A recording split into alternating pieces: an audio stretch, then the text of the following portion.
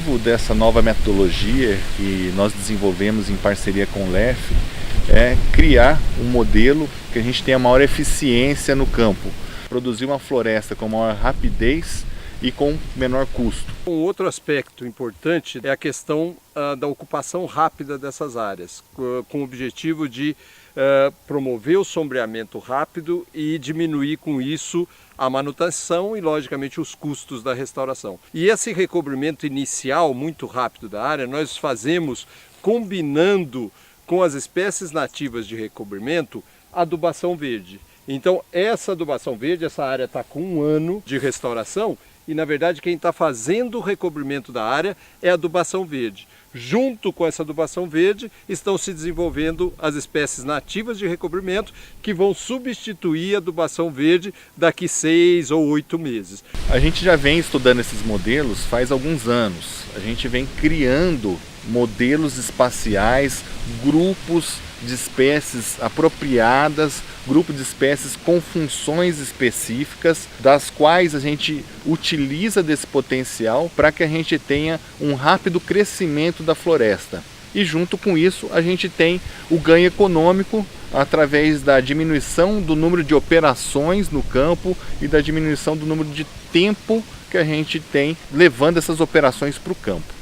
Hoje a gente tem como exemplo algumas áreas que a gente fazia em 2, 3 anos a restauração e que hoje a gente consegue fazer com 1 ano e meio. 1 ano e meio a gente já consegue criar uma capoeira já enriquecida, então com alta diversidade e que a gente sabe que os processos ecológicos vão se desenvolver ao longo do tempo como a gente gostaria. No preparo do solo, o que a gente faz é a partir de uma área onde você tenha um pasto abandonado ou uma área de cultura que vai ser deixada para ser restaurada, a gente entra inicialmente com um processo de dessecação da vegetação existente e depois a gente faz um processo de descompactação do solo, onde a gente usa subsolador em áreas mecanizáveis ou a gente pode utilizar também equipamentos bem mais simples, como um enxadão em áreas não mecanizáveis ou mesmo uma motocoviadeira. A gente vai escolher um ou outro dependendo da compactação e da profundidade de compactação no solo. A ideia do uso de adubação verde é justamente ocupar a entrelinha que nos modelos antigos eram ocupadas com vegetação invasora, a gente tinha que ficar o tempo todo controlando. Hoje a gente ocupa com adubação verde e podemos ocupar também com espécies agrícolas. A adubação verde nada mais é do que um grupo de espécies que vão ter funções específicas de melhoria de solo para que você ocupe ela posteriormente com a floresta. Nele a gente tem 3 ou 4 espécies com objetivos ou com funções distintas. Algumas vão ficar 2, 3 ou até 4 anos no local. Outras que são de ciclo mais curtos, até 1 ano, aonde a gente vai ter a formação de massa, fixação de nitrogênio no solo e algumas com, por exemplo, com o objetivo de controle de formigas. O outro mix, ele vai na linha de espécies nativas. Esse mix a gente tem 2 ou 3 espécies somente e eles vão funcionar principalmente na semeadura direta de nativas com o objetivo de criar um ambiente adequado para que essa semente germine e se estabeleça no solo. Então, um exemplo disso, nós estamos no interior dessa área de 1 ano. Quem está promovendo todo o sombreamento da área é a linha da adubação verde. Desde os 2, 3, 4 meses já promove o recobrimento de toda a área.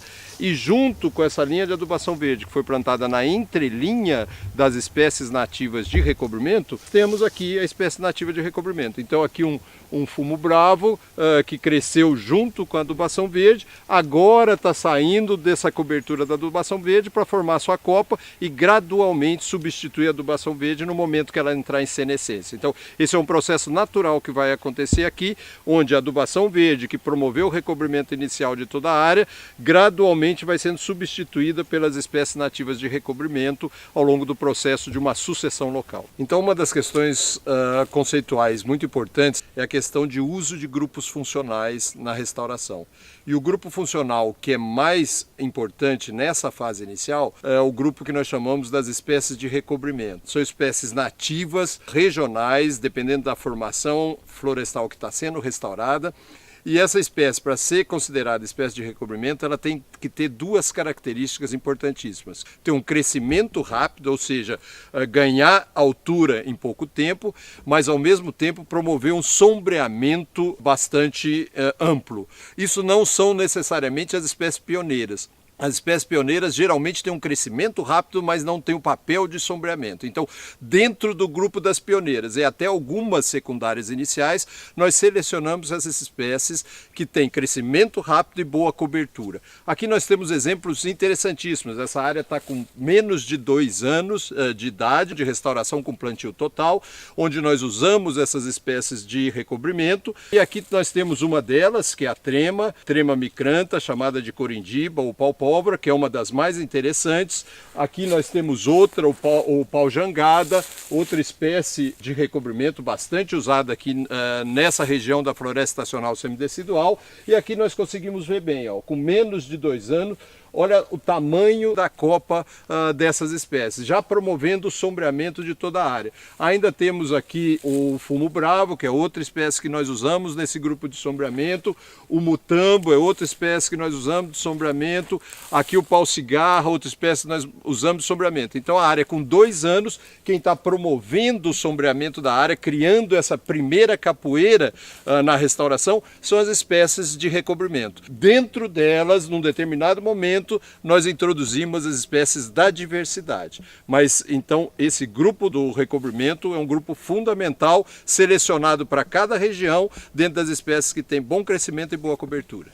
Uma das questões que é muito interessante, que nós associamos a esse grupo funcional de recobrimento, é o fato de elas também serem atrativas de fauna, porque isso vai permitir atração de polinizadores, atração de dispersores, não só aumentando a questão da restauração da fauna, mas principalmente relacionados aos dispersores, trazendo sementes de outras espécies e já contribuindo com o enriquecimento da área. O espaçamento entre as linhas de espécies arbóreas vai depender da metodologia adotada. Quando a gente trabalha com semeadura direta, a gente faz 3 metros entre linhas. Quando a gente trabalha com mudas, a gente vai fazer um espaçamento 3 por 3. Na entrelinha dessas espécies arbóreas, a gente vem com as espécies de adubação verde recobrindo todo o local. Então aqui nós estamos na terceira fase dessa metodologia de restauração, onde a área inicialmente foi coberta com adubação verde. Essa adubação verde foi substituída pelas espécies de recobrimento. Está aqui então a linha das espécies de recobrimento, fazendo todo o sombreamento da área nesse momento. E agora, na linha da adubação verde, que já está em fase de senescência, né? Isso aqui é o guandu já morrendo, nós fazemos o enriquecimento da área com as espécies da diversidade. Então aqui muito bonito, um angico plantado, ali um outro angico plantado nesse grupo de diversidade, e nesse caso aqui diversidade com fins para exploração madeireira. Qual que é a questão importante dessa metodologia? Quando eu consigo produzir essa capoeira, inicialmente pelas espécies da adubação verde e no segundo momento pelas espécies de recobrimento, eu crio esse ambiente florestal que me permite fazer um enriquecimento no momento onde eu não tenho mais competição com gramíneas, que é a grande questão para as espécies da diversidade. As espécies da diversidade resistem a uma iluminação mais intensa na fase inicial, mas elas são muito susceptíveis à competição com gramínea. Então nós temos geralmente alta mortalidade no grupo da diversidade quando elas são plantadas junto com as espécies do recobrimento. Por isso esse avanço da metodologia de restauração. Por isso que nós chamamos então de plantio total escalonado. E aqui isso dá para ver muito bem. E a grande vantagem dessa metodologia, além de você reduzir os custos com a adubação verde e com as espécies nativas de recobrimento na fase inicial, esse enriquecimento pode ser feito usando todas as formas de vida, já que nós já temos o ambiente florestal produzido. Então eu posso usar não só as espécies arbóreas, mas posso usar os arbustos, as herbáceas de floresta, as epífitas de floresta e até as lianas de floresta, porque eu já tenho um ambiente para o desenvolvimento dessas espécies, já tenho um ambiente para as epífitas serem alocadas e o suporte para as lianas conseguirem ocupar a floresta. E com isso, efetivamente, eu estou fazendo a restauração de todos os grupos funcionais no processo de restauração ecológica. Esse então é um exemplo muito interessante do que nós temos falado dos grupos funcionais.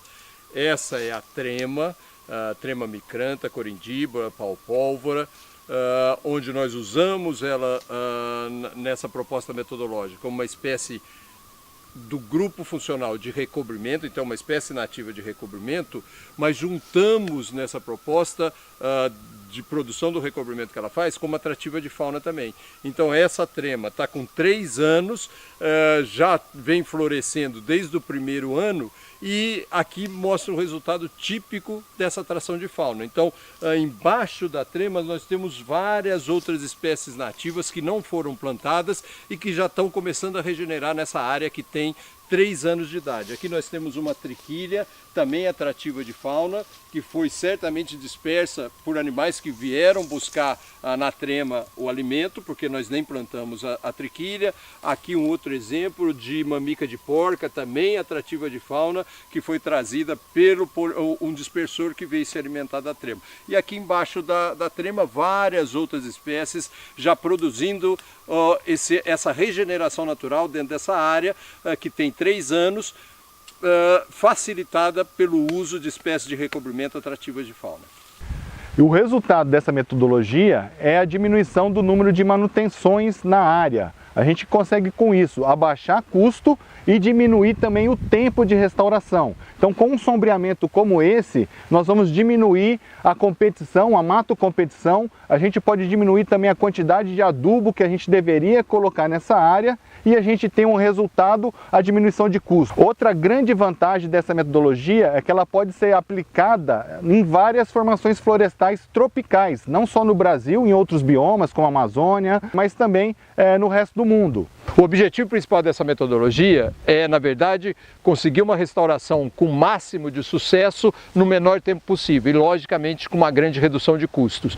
Essa metodologia, então, foi desenvolvida nessa parceria LERF Bioflora, onde o LERF tem a responsabilidade acadêmica de envolver alunos de graduação e pós-graduação no desenvolvimento e na sustentação conceitual da metodologia, e a Bioflora tem a responsabilidade de implantar isso no campo, fazer as correções necessárias, fazer os aprimoramentos necessários da metodologia. E como nós conseguimos um recobrimento rápido, isso nos permite um monitoramento fácil das áreas em restauração, inclusive usando imagens do Google. Inclusive usando imagens do Google.